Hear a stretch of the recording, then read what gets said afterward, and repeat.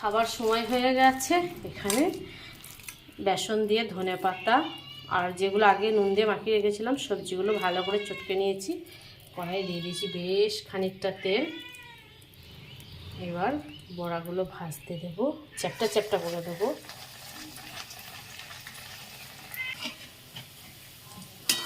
তো লাল লাল গরম গরম বড়াগুলো ভাজা হয়ে গেছে। এটা একটু কাঁচা আছে, এগুলো তো একদম পারফেক্ট হয়ে গেছে।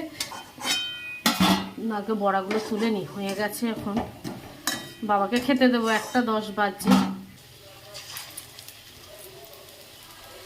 তো এখানে তো বড়াগুলো আছে, আর এখানে করেছি ধনেপাতা দিয়ে, লাউ দিয়ে, গাজর দিয়ে, বিনস দিয়ে, আলু দিয়ে, মটরশুঁটি দিয়ে, সব সবজি দিয়ে একটা শীতকালীন ডাল, যেটা আমি সাঁতলাইনি কিন্তু সেদ্ধ সেদ্ধ ডাল।